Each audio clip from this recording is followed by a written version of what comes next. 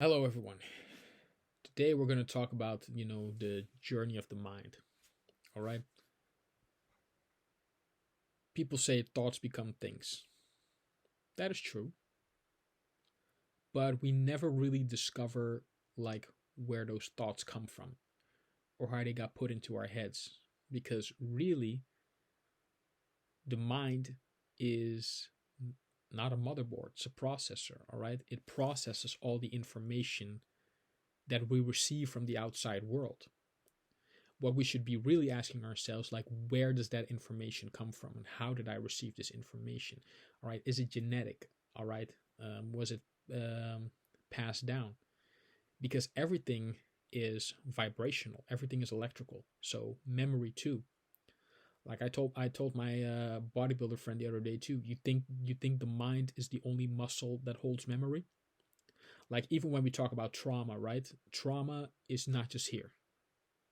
Trauma is here. If I bump my arm somewhere, if I bump my leg somewhere, and it hurts really bad, the next time your arm's gonna remember that. All right, you have that automatic reaction that goes like, "Hey, I've had this before." So to think that the muscle, like the brain, is the only muscle that holds memory. I've been laid up for a long time, so my words are going to slur. Plus, it's Mercury retrograde, so like my entire system is on reboot right now at this moment. That's an whole other podcast altogether.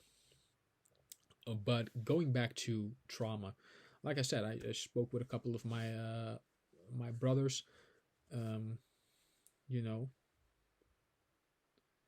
and he was telling me like, "Yo, hey, man, man, I feel depressed." I'm not gonna say his name, but he told me he had a bad relationship with his mother, and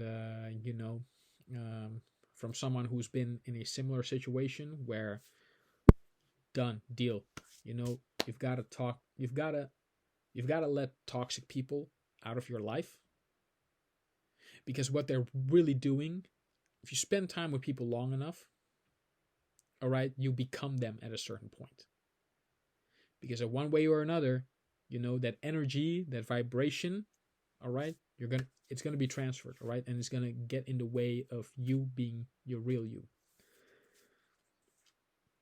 which is why I've discovered also, like, I'm not gonna move in with no girl.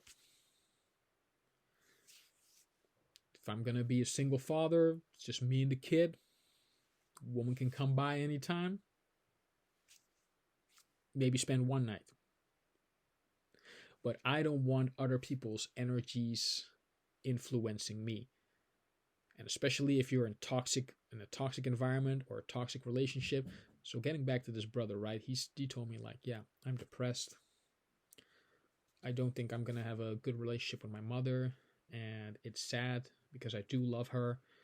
And to those out there going through similar situations who cut out people from their lives, family members, old friends, people that they should have left behind a long time ago.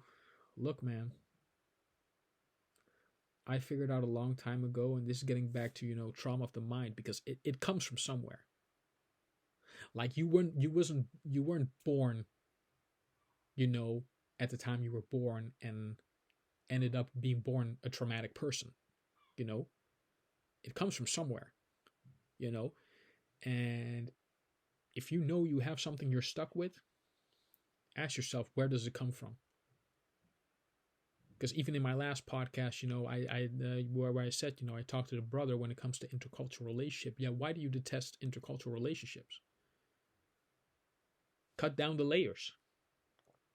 Cut down to where that comes from.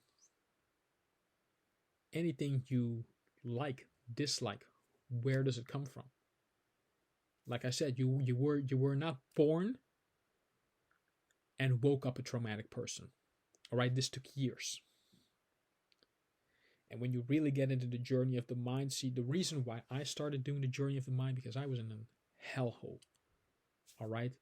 And being thought of as there was something wrong with me 24/7. And really, what it boiled down to ultimately, that I was just in a bad environment. I was in a bad home. I was in a broken house, no love, nothing, man. So, but getting to those, like I said, the mind wouldn't necessarily say plays tricks on you, but sometimes even keeps you from getting into a different state of mind because you're so used to creating that psychological bubble. I'm talking especially for people with traumatic experiences. Like, you create all these things, right, around your mind that is like a bubble. And especially during the time where we've had a lot of seclusion through COVID-19, me, it I wouldn't say it didn't bother me, but it didn't bother me as much as it would have had other people because I've been living like a recluse for a very long time, even though I was never meant to. But you say, like I said, the mind is not the only muscle that holds memory. But that's another episode altogether because a lot of people, have to get to the first stage, which is the mind, and a lot of people seek spiritual enlightenment because of it. But one of the things I love about my brother Michael Jai White is what he said was, you know, people think you get a black belt, and that means you. People think that means you're done. There's nothing left to learn. While in reality, the black belt is really like, okay, you've mastered the basics, all right. And it's the same thing with spiritual enlightenment. People think, oh, because you know all my chakras are aligned and all my you know I have the what's it called again, they have you know the Taoist mark on the back of your spine. You get that sensation. People think like, oh, I'm spiritually enlightened, so I don't have to, I'm not obligated to learn anything else, I'm free, of making mistakes. Totally not the case.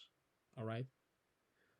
So once you get into the journey of your mind, why you think certain things or where these things come from, and it has just to do with your conditioning. And this is not even the system. This is not school. This couldn't even be your neighborhood. It could just simply be your household or the things you were exposed to, from an early age. Like they said, 0 to 6 is the most important part of a child's development, because you're giving them the basics on what they run out to. And if you've had a bad start, if you had like major traumatic experiences from a very early age, like as a child, I would see something happen and I would relive that over in my brain. So especially if you have visual memory and you have a traumatic experience and multiple traumatic experiences at that, wow, you're going to have some major PTSD on your hands, brother.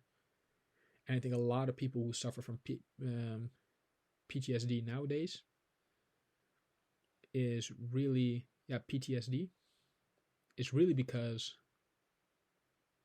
they've have a good memory, very big imagination, a lot of traumatic experiences, and not given the right tools from birth till adulthood to be able to process those emotions, to process those gifts, as you will. And like I said, I've also had a lot of justifications for thinking all the wrong things in the past. Thinking, oh, I was cursed. It wasn't until recently where I found I actually was cursed. But again, that's a whole other podcast together, because I'm more inclined to not just talk about the mind. I'm also a very spiritual person, having that spiritual knowledge as well. But a lot of people probably aren't ready for that yet. So also making an other YouTube channel based purely on that. But really, and especially for a lot of non-European descendants out there, like, we've been talked into a lot of fears. we've been talked into a lot of anxieties, and that's really because a very not only a very messed up environment, but also people trying to reinforce that on us. Oh, because you come from a certain place, you can't do certain things, or oh, because you come from a certain household, that means you're not to have you are not to expect anything better than what you've already witnessed growing up in the environment around you. And it isn't until you travel, really, and I don't just mean travel outside, go outside your neighborhood. I mean travel here. Travel and find out, like, where are these thoughts coming from? And as much as people want to blame drill rap, or in my age it was heavy metal, where they were blaming a lot of my outbursts on what I was consuming. Like, really, what these kids are doing now is the same thing I was doing back then. If you see nothing but bad stuff around you, all right, and especially with guys, you've got to express yourself. So as much as, for example, drill rap is being to blamed for messing up a lot of the youth, society already did that. All right, they're just putting out there, you know, what they've been processing in their mind. Like I said, the mind is the processor. The mind, it just absorbs what it sees and tries to process and try to put a relative spin on it. All right, trying to make sense of it. And a lot of young minds, they see so much darkness around them that they can't make sense of it. And what do you do? But it's got to get out. It's got to get out somehow. And so, but getting back to the journey of the mind, like, really, I was raised thinking my whole life that there was something wrong with me. So that's when I started getting into philosophy, getting into religion. Like, I've read the Bible, man. I can tell you some things on there. For example, that I can tell you that Moses used the power of a locust demon, all right, to inflict one of those punishments on the Pharaoh. Like, yeah, that's how deep I dived, because Moses actually used the spirit of the demon called Abaddon, which was a locust king, also the sixth general in Satan's army. That's how deep I went into religion to figure out, like, hey, what is the process of being human like? Why do we think the way we think? Why do we act the way we act? Because I knew what was happening in my environment wasn't normal. From the age of 6, like, I knew, like, hey, I'm seeing shit right now a 6-year-old is not supposed to see. All right, I'm talking violence everywhere. All right, in the house. I'm talking lying, cheating, manipulating, beating one another, you know, all the stuff that a young child in development should never have to witness, but does so on a daily basis, which is also one of the prime reasons why I decided to do this, is because if a lot of kids, a lot of teenagers think that they're the only ones going through it, like, look, man, I've been there. And trust me, if you can find a better way out there, you know, to do it, then do it. Find it. And if you take any way from this, all right, just take it as a tool to find your own way. Because in order to escape the horrific reality that I was raised in, I dove into a lot of shit. Dove into books, dove into video games, I dove into all forms of storytelling to get my fantasy to work, get my creativity to work, but really just to escape the hell what I was in. And that will work for a while. But sooner or later, man, you gotta come to terms that that your mind is processing all the wrong foods. All the wrong foods. It is the best way I can describe it. Like, talk about food for thought. Sometimes you just see stuff that you can't unsee, no matter how hard you try. And this is from a person who's dived into alcohol. All right, dive deep into alcohol. Dive deep into pornography. There was so much love I knew I could give, but so much love that was lacking in my environment that, I had no choice. Like, I've gone to a lot of destructive past. Drugs is something I never touched, like, or say not touched consistently. Like, I did a bit of weed here and there, but like that didn't do shit for me. And I'll do another podcast on this specific topic, but there's a primary reason, especially for the younger generation out there, why you should stay away from marijuana. Like, weed, not saying none of that gateway drug bullshit, or whatever they're trying to put out there, but like, your senses, all right, your intuition, your sixth sense, whatever you call it, yo, you guys are developing that in something that is higher than ever. All right, man. Talk about psychic intuition. Like, your generation is at another level. And again, getting back to the journey of the mind, though, depending on what you consume and how you process what you consume, and I mean just with your eyes, just what you see on a daily basis. I know some people that are, just they can't find a way out.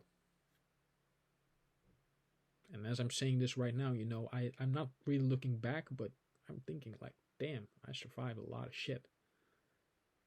Which is more fuel for me to help you guys with this, because I know so many people, yeah, domestic violence going up. A lot of young kids seeing shit, they're not gonna unseen. And you feel helpless. You feel powerless. And really, all you got in the end is you and your gifts. Because let me tell you something, for the younger generation out there, you guys are gifted. Right? You are going to do things that